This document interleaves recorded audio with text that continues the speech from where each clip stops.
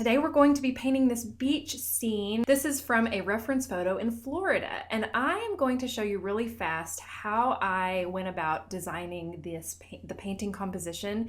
This is the reference photo, and you can see that there's a large dark mass on the left, but nothing really on the right. And I really wanted to contain that middle path.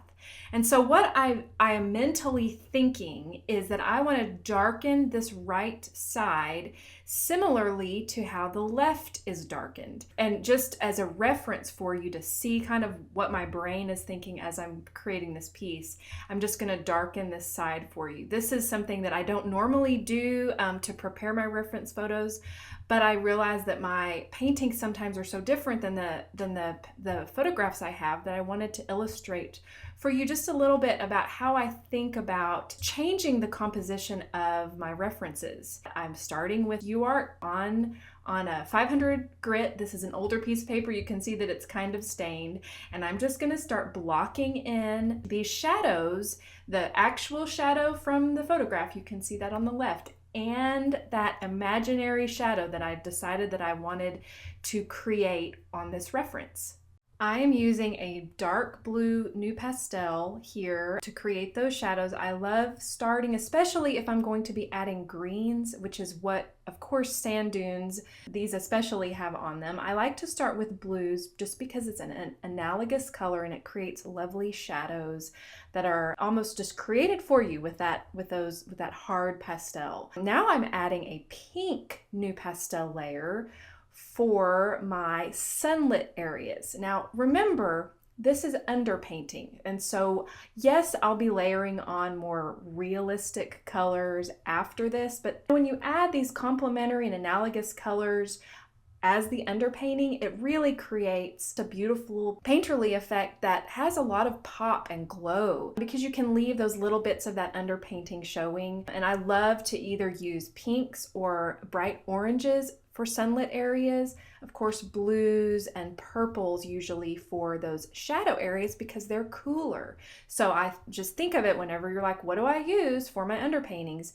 Think warm colors for your lit areas, so pinks and oranges, reds, and then think cool colors for the shadow areas, so blues and purples, maybe even cool dark greens. Sometimes that works beautifully as well.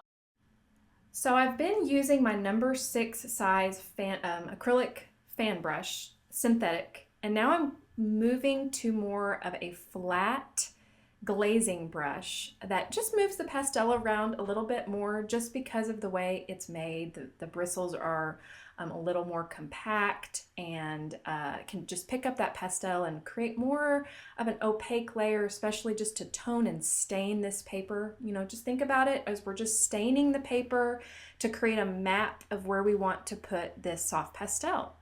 You can use different brushes in conjunction with one another. I do that often.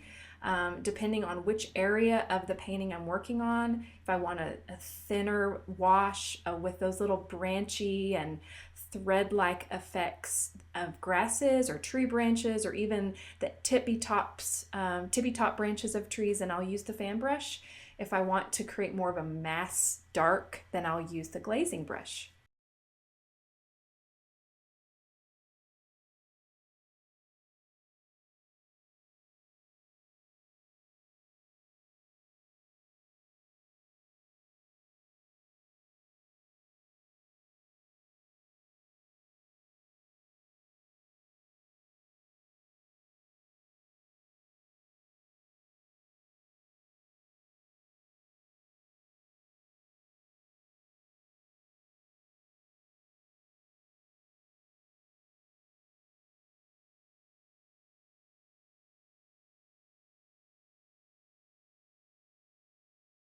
And that's just going to help me in the dry pastel layers to, when I layer on those greens and that little pink or the orange is peeking through, it just creates this beautiful pop and a glow that is so lovely and just fun to keep in there.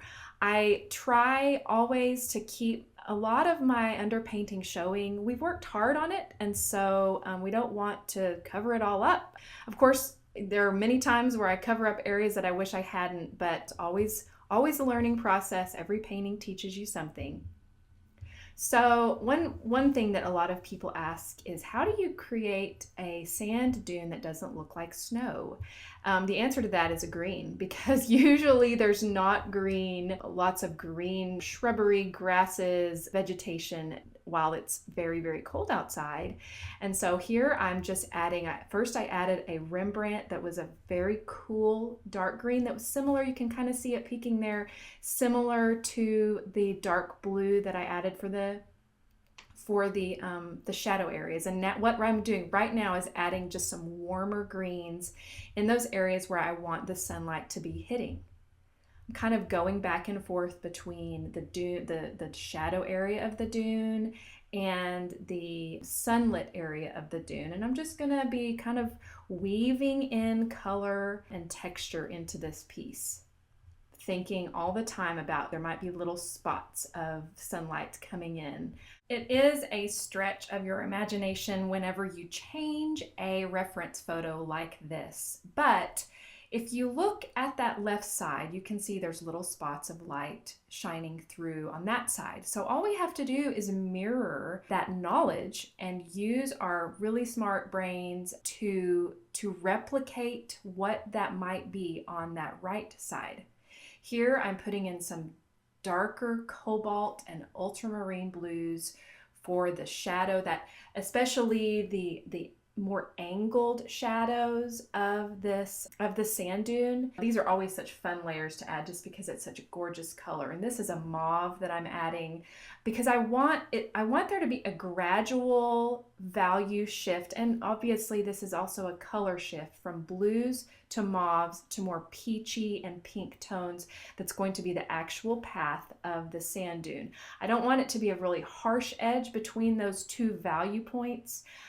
Because it's just a more gentle way to create this effect. Going back and forth between some peaches and some very light pinks. And I'm also, this is a Rembrandt that I'm using. Rembrandts to me are one of my very favorite brands of pastel. They have a nice medium hardness. They're great for a very gestural marks. It's less of a scumble to me than when you really want to create a very linear look. This is a Richardson that's a little softer towards the coral to orange side. And I'm just going back and forth, really creating this sunlit path. Marking these, trying to create a good shift between values where the light is hitting and where the light is not hitting. Shadows have different amounts of depth to them. It's not just, usually, of course, sometimes it's a very hard edge, but not normally in nature. It's a little softer because the light is softer. Of course, if we're talking about a building, those shadows would be a little starker, but stark shadows create very definite edges. And I like to control my edges because when you control edges, you're controlling your composition about where people are looking.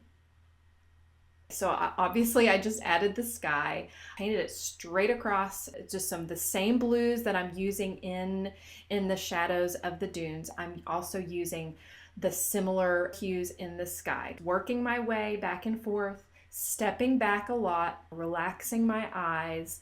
I have a long way to go here. These paintings, they come together sometimes slowly, sometimes really fast. Sometimes you pick up a pastel and you put it down and you think, no, that wasn't the right one. I'm going to go back and look at my palette and see what could be better.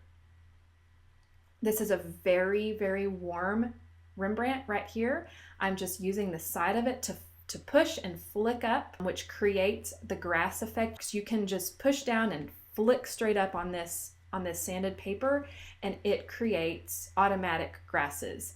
Of course, sometimes in your painting process, you can get a pretty thick application of pastel and that technique, the pushing down and flicking up, doesn't work as much because there's too much pastel and you can't layer them together. So if that happens and you're really wanting there to be grass, just take a paintbrush, a dry paintbrush, brush off a little bit of the pastel, because usually the pastel has stained the paper, so even if you just knock a little bit of it off, you should just reveal tooth without without completely taking away the colors that you have put down. Starting to be a little bit more detailed about my sand dunes and where I think the light is coming. So it's going to hit little areas on that dune. The reference photo, those little spots might not be there, but I'm emphasizing and exaggerating the light. That's what creates paintings that kind of stop people in their tracks and look at them. Those emphasized dynamic pieces, those elements, that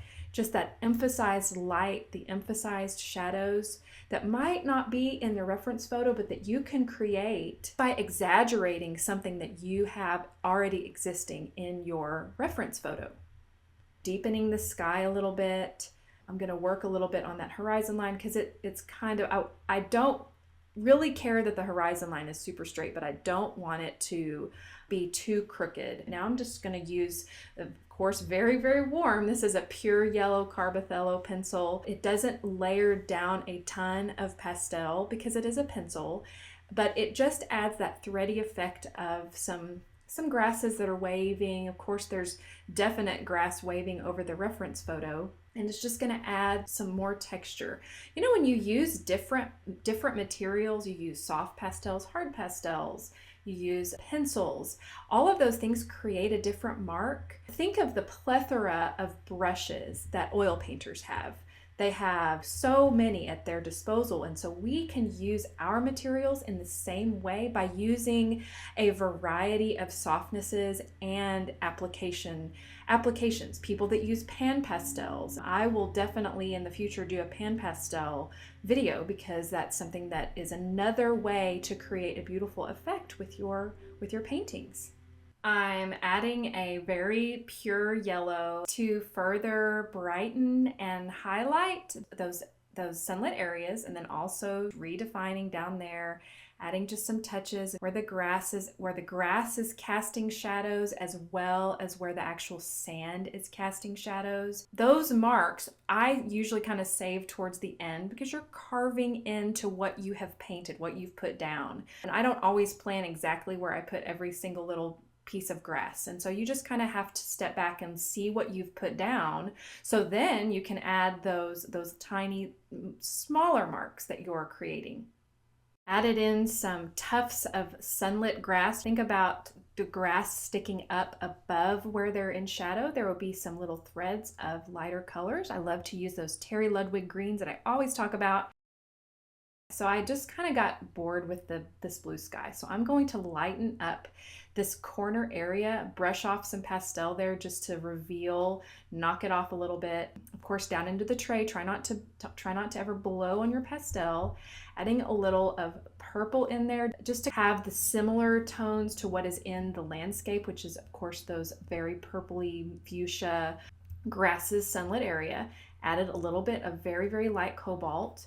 This is a very warm, creamy white, simulating sun over there. Maybe it's setting, maybe it's rising, but that area, I wanted it to be brighter instead of just a solid blue going all the way across. Adding in some warm yellows.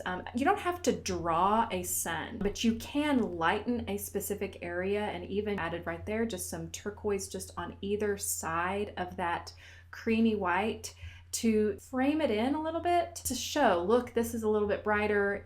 This is where the light source is. Hey, thank you so much for watching this video. I hope you learned something. If you did, please give this a like. I would love it if you would subscribe to my channel and hit that little notification bell so you can be notified when I have a new video. I also have support levels over on Patreon. If you would like this free content to keep coming out, you can visit my Patreon channel at patreon.com/Bethany Fields. All the links are in the description. Thank you guys. See you soon.